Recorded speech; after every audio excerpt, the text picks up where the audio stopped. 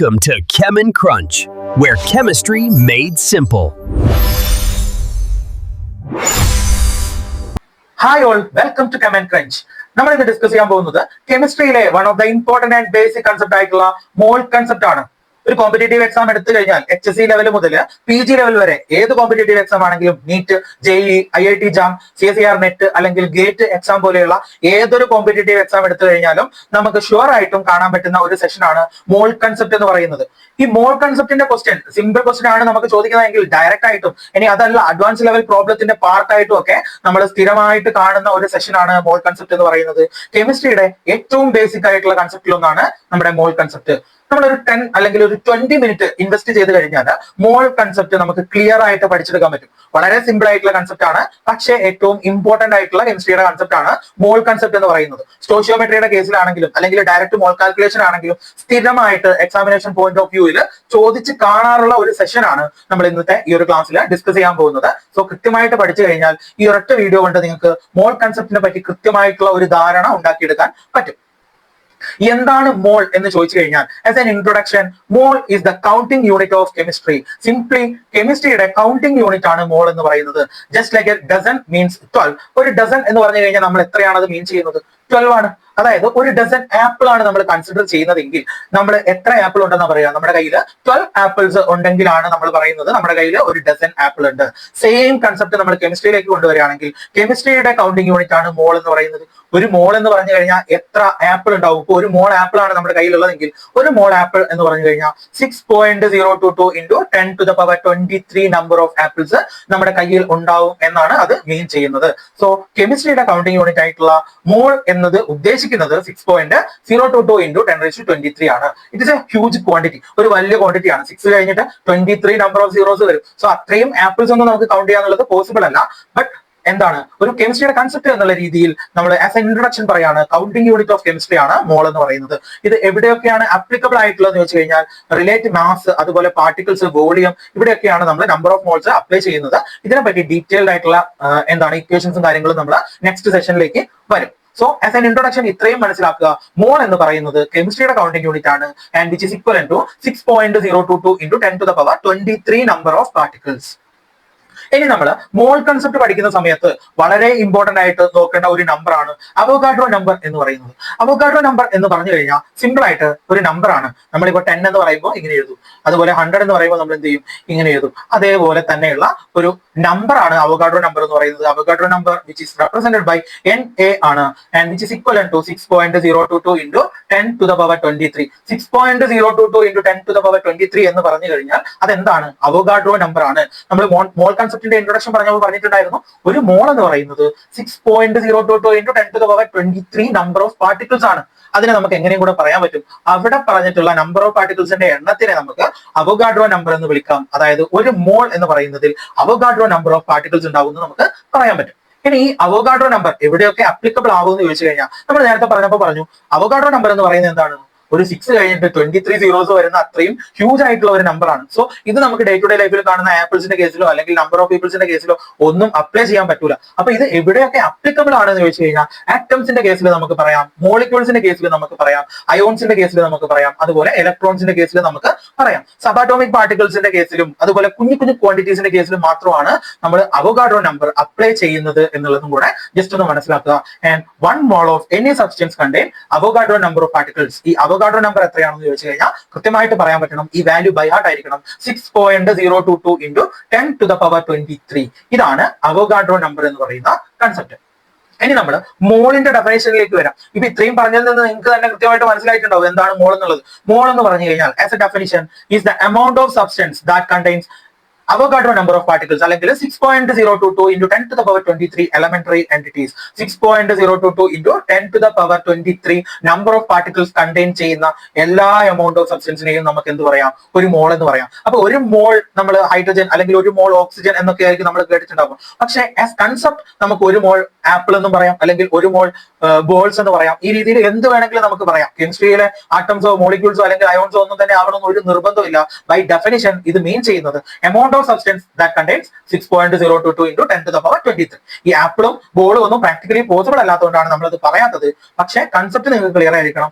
ഇത്രയും amount of substance contain ചെയ്യുന്നുണ്ടെങ്കിൽ, Avogadro number of എന്താണ് എമൗണ്ട് ഓഫ് സബ്സ്റ്റൻസ് കണ്ടെയ്ൻ ചെയ്യുന്നുണ്ടെങ്കിൽ അത് എന്ത് തന്നെ ആയിക്കോട്ടെ, നമുക്ക് അതിനെ എന്ത് വിളിക്കാം? മോൾ എന്ന് വിളിക്കാൻ പറ്റും.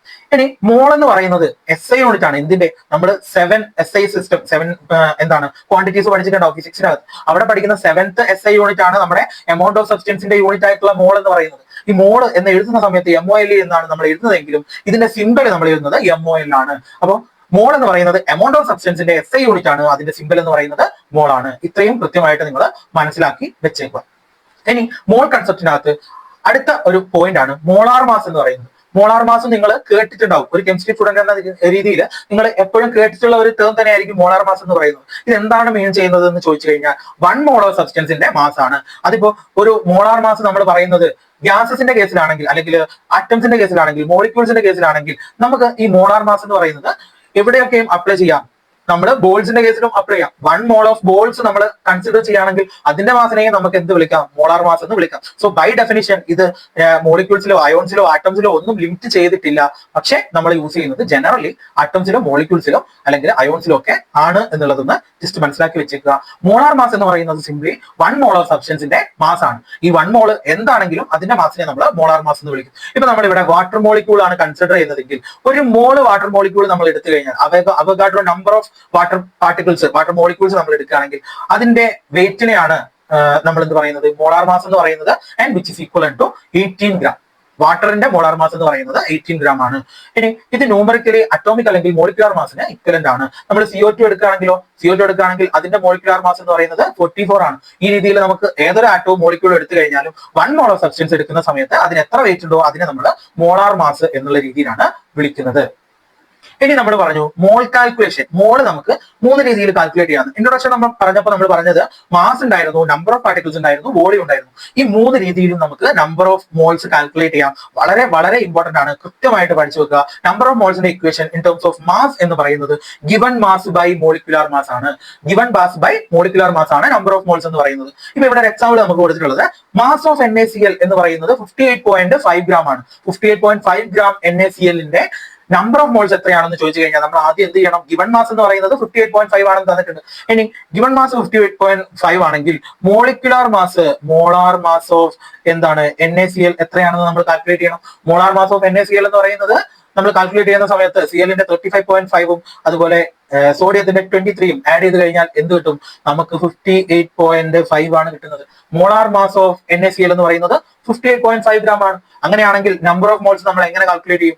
നമ്പർ ഓഫ് മോൾസ് കാൽക്കുലേറ്റ് ചെയ്യാൻ വേണ്ടിയിട്ട് 58.5 given mass divided by molecular മാസും സെയിം തന്നെയാണ്. 58.5 which is equal to 1 mole എന്നുള്ളത് നമുക്ക് കിട്ടും. സോ ഫ്രം മാസ് ഈ രീതിയിലാണ് നമ്പർ ഓഫ് മോൾസ് കാൽക്കുലേറ്റ് ചെയ്യുന്നത്. ഇനി മോളിക്കുലാർ മാസ് കാൽക്കുലേറ്റ് ചെയ്യാനുള്ള ഒരു ഇക്വേഷൻ നമുക്ക് ഇവിടെ നിന്ന് കാൽക്കുലേറ്റ് ചെയ്യാൻ പറ്റും. സിമ്പിൾ ആയിട്ട് നമ്മുടെ ഇക്വേഷൻ റീഅറേഞ്ച് ചെയ്താൽ മതി. ഈ മോളിക്കുലാർ മാസ് ലെഫ്റ്റിലേക്ക് കൊണ്ടുപോകാം, നമ്പർ ഓഫ് മോൾസ് റൈറ്റിലേക്ക് കൊണ്ടുവരിക. അങ്ങനെയാണെങ്കിൽ ഇക്വേഷൻ എന്താവും? Molar mass is equal to given mass by number of moles. ഇതാണ് നമ്മുടെ ഇക്വേഷൻ എന്ന് പറയുന്നത്. ഈ ഒരു ഇക്വേഷൻ ബൈ ഹാർട്ട് ആയിരിക്കണം. വളരെ ഇമ്പോർട്ടന്റ് ആണ് നമ്മുടെ മാസ് കാൽക്കുലേറ്റ് ചെയ്യാനുള്ള, അല്ലെങ്കിൽ molar mass, molecular number of moles calculate ചെയ്യാനുള്ള ഇക്വേഷൻ ആണ് ഈ പറഞ്ഞിട്ടുള്ളത്. ഇനി ഈ സെയിം സാധനം നമുക്ക് എവിടെ നിന്ന് കാൽക്കുലേറ്റ് ചെയ്യാം? നമ്പർ ഓഫ് പാർട്ടിക്കിൾസ് എന്ന് കാൽക്കുലേറ്റ് ചെയ്യാം. ഇപ്പൊ നമുക്ക് നമ്പർ ഓഫ് പാർട്ടിക്കിൾസ് ആണ് തന്നിട്ടുള്ളതെങ്കിൽ അവഗാഡ്രോ നമ്പർ നമുക്ക് അറിയാമെങ്കിൽ എങ്ങനെയാണ് നമ്പർ ഓഫ് മോൾസ് കാൽക്കുലേറ്റ് ചെയ്യാന്ന് ചോദിച്ചു കഴിഞ്ഞാൽ number of particles by Avogadro number. നമുക്ക് എത്ര നമ്പർ ഓഫ് പാർട്ടിക്കിൾസ് തന്നിട്ടുണ്ടോ അതിനെ അവഗാഡ്രോ നമ്പർ കൊണ്ട് ഡിവൈഡ് ചെയ്ത് കഴിഞ്ഞാൽ നമുക്ക് കിട്ടുന്നതാണ് നമ്പർ ഓഫ് മോൾസ് എന്ന് പറയുന്നത്. ഇവിടെ എക്സാമ്പിൾ കൊടുത്തിട്ടുള്ളത് 3.011 into 10⁻23 നമ്പർ ഓഫ് പാർട്ടിക്കിൾസ് ഇവിടെ കൊടുത്തിട്ടുണ്ട്. അപ്പോൾ അത് എത്ര നമ്പർ ഓഫ് മോൾസ് ആണ് എന്ന് ചോദിച്ചു കഴിഞ്ഞാൽ നമ്മൾ എന്ത് ചെയ്യണം? ബൈ ഇക്വേഷൻ നമ്പർ ഓഫ് പാർട്ടിക്കിൾസിനെ അവഗാഡ്രോ നമ്പർ കൊണ്ട് ഡിവൈഡ് ചെയ്യണം. ഡിവൈഡ് ചെയ്യുന്ന സമയത്ത് 3.011 into 10⁻23 divided by Avogadro number എത്രയാ? 6.022 into 10⁻23. ഈ 10⁻23 10⁻23 കട്ട് ചെയ്ത് പോകും. ഇതിന്റെ ഹാഫ് ആണിത്. സോ 1/2 എന്ന് കിട്ടും, അല്ലെങ്കിൽ എന്തെന്ന് കിട്ടും? 0.5 മോൾ എന്ന് കിട്ടും. ഈ രീതിയിലാണ് number of particles number of moles calculate ചെയ്യുന്നത്. ഇനി നമ്മളോട് നമ്പർ ഓഫ് പാർട്ടിക്കിൾസ് എത്രയാണെന്ന് ചോദിച്ചു കഴിഞ്ഞാൽ ഇതിനെ റീഅറേഞ്ച് ചെയ്താൽ മതി. അതായത് നമ്പർ ഓഫ് മോൾസിനെ അവഗാഡ്രോ നമ്പർ വെച്ച് മൾട്ടിപ്ലൈ ചെയ്ത് കഴിഞ്ഞാൽ നമുക്ക് എന്ത് കിട്ടും? നമ്പർ ഓഫ് പാർട്ടിക്കിൾസ് കിട്ടും. അപ്പൊ ഇത് ഈ പാർട്ടിൽ നിന്നൊക്കെ സ്ഥിരമായിട്ട് ക്വസ്റ്റ്യൻസ് നിങ്ങൾക്ക് കോമ്പറ്റേറ്റീവ് എക്സാമിന് ചോദിക്കാറുള്ളതാണ്. ഇപ്പൊ ക്വസ്റ്റ്യൻ വരുന്ന രീതിയിൽ 18 ഗ്രാം ഓക്സിജൻ എന്ന് പറയുന്നത് എത്ര നമ്പർ ഓഫ് മോൾസ് ആണ്? ഇവിടെ നമ്മൾ ചെയ്യേണ്ടതെന്ന് പറഞ്ഞു കഴിഞ്ഞാൽ 18 ഗ്രാം എന്ന് നമുക്ക് വെയിറ്റ് തന്നിട്ടുണ്ട്. അപ്പൊ ഇതിന്റെ നമ്പർ ഓഫ് മോൾസ് കാൽക്കുലേറ്റ് ചെയ്യാൻ വേണ്ടിയിട്ട് 18/16 ചെയ്യാം. Given mass by molecular mass. അത് ചെയ്യുമ്പോൾ നമുക്കൊരു n നമ്പർ ഓഫ് മോൾസ് കിട്ടും. ഇനി നമ്പർ ഓഫ് പാർട്ടിക്കിൾസ് ആണെങ്കിൽ ആ കിട്ടിയിട്ടുള്ള നമ്പർ ഓഫ് മോൾസിനെ അവോഗാഡ്രോ നമ്പർ വെച്ച് മൾട്ടിപ്ലൈ ചെയ്യണം. അങ്ങനെ ചെയ്ത് കഴിഞ്ഞാൽ നമുക്ക് എന്ത് കിട്ടും? Number of particles which containing എന്താണ് നമുക്ക് തന്നിട്ടുള്ള മാസ് എന്നുള്ള രീതിയിലുള്ള ക്വസ്റ്റ്യൻസ് ഒക്കെ കിട്ടും. അപ്പോൾ ഈ രീതിയിലാണ് കൺവേർഷൻ വരുന്നത്. ഇക്വേഷൻ കൃത്യമായിട്ട് പഠിക്കുക. Number of particles by given number of particles by Avogadro number ആണ് നമ്പർ ഓഫ് മോൾസ് എന്ന് പറയുന്നത്. ഇനി വൺ ഓഫ് ദ ഇമ്പോർട്ടന്റ് ആയിട്ടുള്ള പോയിന്റ് ആണ് STPയിൽ ഏതൊരു ഗ്യാസ് എടുത്തു കഴിഞ്ഞാലും ഒരു മോൾ ഓഫ് ഗ്യാസിന്റെ വോളിയം എന്ന് പറയുന്നത് 22.414 ആയിരിക്കും. 22.414 ലിറ്റർ എന്ന് പറയുന്നത് STPയിൽ 1 മോൾ ഓഫ് എനി ഗ്യാസിന്റെ എന്താണ് നമ്മുടെ വോളിയം ആണ് എന്നുള്ളത് മനസ്സിലാക്കുക. അപ്പൊ നമുക്ക് ഒരു വോളിയം തന്നിട്ടുണ്ട്. STPയിലാണ് കണ്ടീഷൻ എന്നുള്ളത് കൃത്യമായിട്ട് മനസ്സിലാക്കണം. STP അല്ലാത്ത ഒരു കേസിലും ഇത് വാലിഡ് ആയിരിക്കില്ല. STP കണ്ടീഷനിൽ സ്റ്റാൻഡേർഡ് ടെമ്പറേച്ചർ ആൻഡ് പ്രഷർ കണ്ടീഷനകത്ത് നമ്പർ ഓഫ് മോൾസ് കാൽക്കുലേറ്റ് ചെയ്യാനുള്ള ഇക്വേഷൻ ആണ് വോളിയം ഡിവൈഡഡ് ബൈ 22.4. ഇവിടെ നമുക്ക് 44.8 ലിറ്റർ ആണ് ഒരു STP കണ്ടീഷനിൽ ഒരു ഗ്യാസിന്റെ വോളിയം എന്ന് പറഞ്ഞു കഴിഞ്ഞാൽ അത് എത്ര നമ്പർ ഓഫ് മോൾസ് ആണെന്ന് ചോദിച്ചു കഴിഞ്ഞാൽ സ്വാഭാവികമായിട്ടും നമ്മുടെ ഇക്വേഷൻ ബൈ ഇക്വേഷൻ നമ്മൾ എന്ത് ചെയ്യുക? തന്നിട്ടുള്ള വോളിയം എത്രയാണ്? 44.8 ആണ്. We divided by 22.4.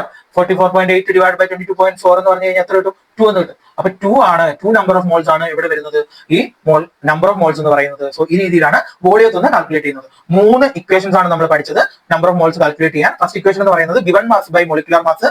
Second equation എന്ന് പറയുന്നത് number of particles by Avogadro number. Third equation എന്ന് പറയുന്നത് വോളിയം ബൈ 22.414 അല്ലെങ്കിൽ 22.4 സിമ്പിൾ. ഇതാണ് നമ്മുടെ 3 രീതിയിൽ നമ്പർ ഓഫ് മോൾസ് കാൽക്കുലേറ്റ് ചെയ്യുന്ന ഇക്വേഷൻ. ഇനി നമുക്ക് ഈ മോൾ കൺസെപ്റ്റിൽ പഠിക്കാനുള്ളത് സ്റ്റോഷിയോമെട്രി ആൻഡ് മോൾ റേഷ്യോ ആണ്. സ്റ്റോഷിയോമെട്രി നിങ്ങൾക്ക് അറിയായിരിക്കും. നമ്മൾ ഒരു ബേസിക് കെമിക്കൽ ഇക്വേഷൻ എടുത്തു കഴിഞ്ഞാൽ അതൊരു ഫിക്സഡ് മോൾ റേഷ്യോ ഫോളോ ചെയ്യുന്നുണ്ടാവും. ഇപ്പൊ നമ്മൾ വാട്ടർ ഫോർമേഷൻ ആണ് ഇക്വേഷൻ എടുക്കുന്നതെന്ന് വെച്ച് കഴിഞ്ഞാൽ അവിടെ എന്താണ് 2 moles of H2 combined with 1 mole of O2 to form 2 moles of H2O. ഇത് ബാലൻസ്ഡ് ഇക്വേഷൻ ആണ്. ഈ രീതിയിൽ സ്റ്റോഷിയോമെട്രി ബാലൻസ് ചെയ്ത ഇക്വേഷൻസ് നമ്മൾ ഒരുപാട് പഠിച്ചിട്ടുണ്ടാവും. അപ്പോൾ അവിടെ കോഎഫിഷ്യന്റ് ആയിട്ട് തന്നിട്ടുള്ളതാണ് നമ്പർ ഓഫ് മോൾസ്. നമ്മളിപ്പോ അമോണിയയുടെ ഫോർമേഷൻ ആണ് N2 plus H2 gives NH3. ഇതാണ് നമ്മുടെ ഇക്വേഷൻ എങ്കിൽ നമ്മൾ ഇതിനെ ബാലൻസ് ചെയ്യും. 2NH3, N2 plus 3H2 gives 2NH3. അപ്പൊ നമ്പർ ഓഫ് നൈട്രജൻ ഇവിടെ ഈക്വലന്റ് ആക്കി, ഇവിടെ 2 ആക്കി, ഈക്വലന്റ് ആക്കി, ഇവിടെ 6 ആക്കി, ഇവിടെ ഹൈഡ്രജൻ 6 ആക്കി. ഈ രീതിയിലാണ് നമ്മൾ ബാലൻസ് ചെയ്യുന്നത്. ഈ ബാലൻസ് ചെയ്ത ഇക്വേഷന്റെ കോഎഫിഷ്യൻസ് നമ്മൾ നോക്കുകയാണെങ്കിൽ നൈട്രജന്റെ നമ്പർ ഓഫ് മോൾസ് 1 ആണ്, ഹൈഡ്രജന്റെ നമ്പർ ഓഫ് മോൾസ് 3 ആണ്, NH3യുടെ നമ്പർ ഓഫ് മോൾസ് 2 ആണ്. ഈ രീതിയിലാണ് നമ്മൾ എന്ത് ചെയ്യുന്നത്? സ്റ്റോഷിയോമെട്രിക് റേഷ്യോ കാൽക്കുലേറ്റ് ചെയ്യുന്നത്. സോ ഇത് കൃത്യമായിട്ട് പഠിച്ചു വെച്ചിരിക്കണം. ഇവിടെ ഈ ഒരു കേസിൽ നമ്മൾ കൺസിഡർ ചെയ്യുന്ന സമയത്ത് 2 molecules of H2 combined with 1 mole of O2 to form 2 molecules of H2O. ഇത് നമ്മൾ പ്രോബ്ലത്തിലൊക്കെ അപ്ലൈ ചെയ്യേണ്ടി വരും. ഇനി ലിമിറ്റിംഗ് റിയേജന്റ് എന്ന് പറയുന്ന ഒരു കൺസെപ്റ്റ് കൂടെ ഉണ്ട്. നമ്മളിപ്പോ പറഞ്ഞിട്ടുള്ള റിയാക്ഷനകത്ത് 2 moles of H2 1 mole of O2 ആയിട്ടാണ് കമ്പൈൻ ചെയ്യുന്നത് എന്ന് പറഞ്ഞു. ഇനി നമ്മളിവിടെ 3 moles of O2 അപ്ലൈ ചെയ്യാണെന്ന് വിചാരിച്ചോ. 2 moles of H2 റിയാക്ട് ചെയ്യുന്നത് 1 mole of O2 ആയിട്ടാണ്. ഇനി നമ്മളിവിടെ അപ്ലൈ ചെയ്യുന്നത് 3 moles of O2 ആണെങ്കിൽ ഈ ബാക്കി വരുന്ന 2 moles of O2 റിയാക്ട് ചെയ്യാൻ എന്തില്ല? ഹൈഡ്രജൻ ഇല്ല ഇവിടെ. കാരണം 2 moles of ഹൈഡ്രജൻ റിയാക്ട് ചെയ്യാൻ തന്നെ 1 molecules of O2 മതി. ഇത് റിയാക്ട് ചെയ്ത് കഴിഞ്ഞാൽ 2 moles of H2O ഉണ്ടാവും. ബാക്കി ഓക്സിജനെ റിയാക്ട് ചെയ്യാൻ എന്തില്ല? ഹൈഡ്രജൻ ഇല്ല. അപ്പൊ അങ്ങനെ ഇല്ലാത്തൊരു കേസിൽ ഈ ഹൈഡ്രജനെ നമ്മൾ പറയും ലിമിറ്റിംഗ് റിയേജന്റ്, ഈ ഓക്സിജനെ നമ്മൾ പറയും എക്സസ് റിയേജന്റ്. ഒരു റിയാക്ഷനകത്ത് കുറവുള്ള, അതായത് തീർന്നു പോകുന്ന ക്വാണ്ടിറ്റിനെയാണ്, തീർന്നു പോകുന്ന മോൾസിനെ അല്ലെങ്കിൽ മോളിക്യൂൾസിനെയാണ് നമ്മൾ പറയുന്നത് ലിമിറ്റിംഗ് റിയേജന്റിനെയാണ് നമ്മൾ പറയുന്നത് ലിമിറ്റിംഗ് റിയേജന്റ്. ബാക്കി വരുന്ന റിയേജന്റിനെയാണ് നമ്മൾ പറയുന്നത് എക്സസ് റിയേജന്റ്. എപ്പോഴും സ്റ്റോഷിയോമെട്രിക് പ്രൊപ്പോർഷൻ ആയിട്ട് മാത്രമേ റിയാക്ഷൻ നടക്കുള്ളൂ. അപ്പൊ ഇവിടെ നമ്മൾ 3 moles of O2 അപ്ലൈ ചെയ്താലും തന്നെ ഫോം ചെയ്യുന്നത് 2 moles of H2O തന്നെ ആയിരിക്കും. കാരണം അവിടുത്തെ റിയേജന്റിൽ ഹൈഡ്രജൻ എന്ന് പറയുന്നത് ലിമിറ്റിംഗ് ആണ്. ഓക്സിജൻ നമ്മൾ എത്ര എക്സസ് കൊടുത്താലും നമുക്ക് ഫോം ചെയ്യുന്ന വാട്ടർ എന്ന് പറയുന്നത് 2 moles of H2O തന്നെ ആയിരിക്കും. ഈ കൺസെപ്റ്റ് കൃത്യമായിട്ടൊന്ന് മനസ്സിലാക്കി വെക്കുക. ഒരു പ്രോബ്ലം ആണ് നോക്കാനുള്ളത്. ഇവിടെ ക്വസ്റ്റ്യൻ എന്ന് പറയുന്നത് hydrogen react with oxygen according to the equation 2H2 plus O2 gives 2H2O. അതായത് സ്റ്റോഷിയോമെട്രിക് റിയാക്ഷൻ നമുക്ക് ഇവിടെ തന്നിട്ടുണ്ട്. ക്വസ്റ്റ്യൻ എന്താണ്? 10 gram of H2 react with 64 gram of O2. Identify the limiting reagent and calculate the amount of water formed. Limiting reagent identify ചെയ്യണം. അത് കഴിഞ്ഞിട്ട് എന്ത് ചെയ്യണം? എത്ര amount of water ഫോം ചെയ്തിട്ടുണ്ട് എന്നുള്ളത് കാൽക്കുലേറ്റ് ചെയ്യണം. സോ ഫസ്റ്റ് സ്റ്റെപ്പ് എന്ന് പറയുന്നത് ഇതിന്റെ ലിമിറ്റിംഗ് റിയേജന്റ് ഏതാണ് എന്നുള്ളത് ഐഡന്റിഫൈ ചെയ്യലാണ്. അപ്പൊ ഈ സ്റ്റോഷിയോമെട്രി പ്രകാരം ലിമിറ്റിംഗ് റിയേജന്റ് ഏതാണ് എന്ന് നമ്മൾ കാൽക്കുലേറ്റ് ചെയ്യണമെങ്കിൽ നമുക്ക് എന്തറിയണം? നമ്പർ ഓഫ് മോൾസ് എത്രയാണെന്ന് അറിയണം. അപ്പൊ ഇവിടെ നമ്മൾ നോക്കുകയാണെങ്കിൽ നമ്പർ ഓഫ് മോൾസ് കാൽക്കുലേറ്റ് ചെയ്യാൻ വേണ്ടിയിട്ട് ഹൈഡ്രജന്റെയും ഓക്സിജന്റെയും മാസ് നമുക്ക് തന്നിട്ടുണ്ട്. ഗിവൺ മാസ് നമുക്കറിയാം, മോളിക്കുലാർ മാസ് ഓഫ് ഹൈഡ്രജനും മോളിക്കുലാർ മാസ് ഓഫ് ഓക്സിജനും നമുക്കറിയാം. അങ്ങനെയാണെങ്കിൽ നമ്പർ ഓഫ് മോൾസ് നമുക്ക് കാൽക്കുലേറ്റ് ചെയ്യാൻ പറ്റും. അത് കാൽക്കുലേറ്റ് ചെയ്യുന്നത് എങ്ങനെയാണ്? 10 gram of hydrogen, 10 gram of hydrogen, 10 gram of hydrogen എന്ന് പറഞ്ഞു കഴിഞ്ഞാൽ നമുക്ക് എന്ത് പറയാം? അതിന്റെ നമ്പർ ഓഫ് മോൾസിനെ പറ്റി given mass 10 divided by molecular mass of hydrogen. Molecular mass of hydrogen എത്രയാ? 2 ആണ്, which is equal to 5 moles. അതായത് ഇവിടെ എത്ര മോൾസ് ഓഫ് ഹൈഡ്രജൻ ഉണ്ട്? 5 മോൾസ് ഓഫ് ഹൈഡ്രജൻ ആണ് ഇവിടെ ഉള്ളത്. ഇനി നമ്മൾ നോക്കുകയാണ് എന്താണ്? 64 gram ഓഫ് O2 ആണ്. ഓക്സിജന്റെ മാസ് എന്ന് പറയുന്നത് 64 ആണ്. അങ്ങനെയാണെങ്കിൽ 64 divided by molecular mass of oxygen. Molecular mass of O2 എന്താണ്? മോളിക്കുലാർ മാസ് ഓഫ് O2 എന്ന് പറയുന്നത് 32 ആണ്. 64 by 32 which is equal to 2 mole. അപ്പൊ 2 മോൾസ് ഓഫ് ഹൈഡ്രജൻ ഓക്സിജനും 5 മോൾസ് ഓഫ് ഹൈഡ്രജനും ആണ് ഇവിടെ ഉള്ളത്. ഇനി നമ്മൾ റിയാക്ഷനിലേക്ക് നോക്കുക. According to the stoichiometry of the reaction, ഇവിടെ 2 മോൾസ് ഓഫ് ഹൈഡ്രജന് 1 മോൾ ഓഫ് ഓക്സിജൻ ആണ് വേണ്ടത്. അങ്ങനെയാണെങ്കിൽ 5 മോൾസ് ഓഫ് ഹൈഡ്രജന് എത്ര മോൾസ് ഓഫ് ഓക്സിജൻ വേണം? 2.5 മോൾസ് ഓഫ് ഓക്സിജൻ വേണം. പക്ഷെ ഇവിടെ നമുക്ക് എത്ര മോൾസ് ഓഫ് ഓക്സിജനേ ഉള്ളൂ? 2 മോൾസ് ഓഫ് ഓക്സിജനേ ഉള്ളൂ. അങ്ങനെയാണെങ്കിൽ ഇവിടത്തെ ലിമിറ്റിംഗ് റിയേജന്റ് ഏതായിരിക്കും? ലിമിറ്റിംഗ് റിയേജന്റ് എന്ന് പറയുന്നത് കുറവുള്ള റിയേജൻസ് ആണ്. ലിമിറ്റിംഗ് റിയേജന്റ് ഈക്വൽ ടു ഏതാണെന്ന് നമുക്ക് പറയാം? O2 ആണ് എന്ന് നമുക്ക് പറയാം. അപ്പൊ ഇവിടത്തെ റിയാക്ഷന്റെ എമൗണ്ടിനെ അല്ലെങ്കിൽ എമൗണ്ട് ഓഫ് വാട്ടർ ഫോംഡിനെ കൺട്രോൾ ചെയ്യുന്നത് നമ്മുടെ ലിമിറ്റിംഗ് റിയേജന്റ് ആയിട്ടുള്ള O2 ആയിരിക്കും. അത് നമ്മൾ നോക്കുകയാണെങ്കിൽ എത്ര മോൾസ് ഓഫ് വാട്ടർ ഫോം ചെയ്തിട്ടുണ്ട് എന്നുള്ളത് നമ്മൾ ആദ്യം കാൽക്കുലേറ്റ് ചെയ്യണം. അത് കാൽക്കുലേറ്റ് ചെയ്യാൻ വേണ്ടിയിട്ട് നമ്മൾ ഏതിലേക്കാണ് നോക്കേണ്ടത്? നമ്മുടെ ലിമിറ്റിംഗ് റിയേജന്റിലേക്കാണ് നോക്കേണ്ടത്. 2 മോൾസ് ഓഫ് O2 റിയാക്ട് ചെയ്ത് കഴിഞ്ഞാൽ എത്ര മോൾസ് ഓഫ് വാട്ടർ ആണ് ഫോം ചെയ്യുന്നത്? According to reaction, 2 moles of hydrogen react with 1 mole of O2 to form 2 mole of H2O. അങ്ങനെയാണെങ്കിൽ 2 mole of O2 ആണ് റിയാക്ട് ചെയ്യുന്നതെങ്കിൽ അതിന് എത്ര മോൾ ഓഫ് ഹൈഡ്രജൻ വേണ്ടി വരും? അതിന്റെ ഡബിൾ ആയിട്ടുള്ള 4 മോൾസ് ഓഫ് ഹൈഡ്രജൻ വേണ്ടി വരും. ആൻഡ് ഈ 4 മോൾസ് ഓഫ് ഹൈഡ്രജനും 2 മോൾസ് ഓഫ് ഓക്സിജനും കൂടെ കമ്പൈൻ ചെയ്ത് കഴിഞ്ഞാൽ ഫോം ചെയ്യുന്നത് എത്രയായിരിക്കും? 4 മോൾസ് ഓഫ് വാട്ടർ ആയിരിക്കും. 4 മോൾസ് ഓഫ് വാട്ടർ ആയിരിക്കും ഇവിടെ കമ്പൈൻ ചെയ്തിട്ട് ഫോം ചെയ്യുന്നത്. സോ നമുക്ക് എന്ത് കിട്ടി? Number of moles of water produced കിട്ടി. ഇനി നമുക്ക് എന്ത് കാൽക്കുലേറ്റ് ചെയ്യണം? എമൗണ്ട് ഓഫ് വാട്ടർ കാൽക്കുലേറ്റ് ചെയ്യണം. എമൗണ്ട് ഓഫ് വാട്ടർ എന്ന് പറഞ്ഞു കഴിഞ്ഞാൽ എന്താണ്? എങ്ങനെയാണ് കാൽക്കുലേറ്റ് ചെയ്യുക? Which is equal to number of moles of water into molecular mass of water. Number of moles എത്രയാണെന്നാണ് നമുക്ക് കിട്ടിയത്? 4 ആണെന്ന് കിട്ടി. മോളാർ മാസ് ഓഫ് വാട്ടർ എത്രയാണ്? 18 ആണ്. മോളാർ മാസ് ഓഫ് വാട്ടർ എന്ന് പറയുന്നത് 18 ഗ്രാം ആണ്. 18 ഗ്രാം ആണെങ്കിൽ നമുക്ക് ആൻസർ എന്ത് കിട്ടും? ആൻസർ എന്ന് പറയുന്നത് 18 into 4 ആണ്. 18 into 4 is equal to എത്രയാണ്? 72 ഗ്രാം ആണ് നമുക്ക് കിട്ടുന്നത്. സോ 72 ഗ്രാം ഓഫ് വാട്ടർ ആണ് എന്ത് ചെയ്യുന്നത്? ഈ ഒരു റിയാക്ഷനിൽ ഫോം ചെയ്യുന്നത്. സോ ക്വസ്റ്റിന്റെ ആൻസർ എന്തൊക്കെയാണ് വരിക? ലിമിറ്റിംഗ് റിയേജന്റ് എന്ന് പറയുന്നത് O2 ആണ്. അതുപോലെ എത്ര എമൗണ്ട് ഓഫ് വാട്ടർ ഫോം ചെയ്തിട്ടുണ്ട് എന്ന് ചോദിക്കുകയാണെങ്കിൽ അവിടെ 72 ഗ്രാം ഓഫ് വാട്ടർ ഫോം ചെയ്തിട്ടുണ്ട്. ഇത്രയാണ് ഈ ഒരു ക്വസ്റ്റ്യനിൽ നമുക്ക് ചെയ്യാനുള്ളത്. ഇനി ഈ ഒരു എക്സാമിനേഷൻ പോയിന്റ് ഓഫ് വ്യൂവിൽ നമ്മൾ കോമൺ ആയിട്ട് ചെയ്യുന്ന മിസ്റ്റേക്സ് ഏതൊക്കെയാണെന്ന് ചോദിച്ചു കഴിഞ്ഞാൽ ഫസ്റ്റ് വണ്ണാണ് നമ്മൾ അവോഗാഡ്രോ നമ്പർ ഡയറക്റ്റ് ആയിട്ട് മൾട്ടിപ്ലൈ ചെയ്തിട്ട് നമ്മൾ എന്ത് ചെയ്യുക? നമ്പർ ഓഫ് മോൾസ് കാൽക്കുലേറ്റ് ചെയ്യുക, അല്ലെങ്കിൽ മോളിക്യൂൾസിന്റെ നമ്പർ കാൽക്കുലേറ്റ് ചെയ്യുക. നമ്മൾ പറഞ്ഞിട്ടുണ്ടായിരുന്നു 18 ഗ്രാം ഓഫ് ഓക്സിജന്റെ നമ്പർ ഓഫ് ആറ്റംസ് എത്രയാണെന്ന് കാൽക്കുലേറ്റ് ചെയ്യാം. അവിടെ നമ്മൾ അവോഗാഡ്രോ നമ്പർ വെച്ചിട്ട് ഡയറക്റ്റ് 18 മൾട്ടിപ്ലൈ ചെയ്ത് കഴിഞ്ഞാൽ നമുക്ക് തെറ്റായിരിക്കും കിട്ടുക.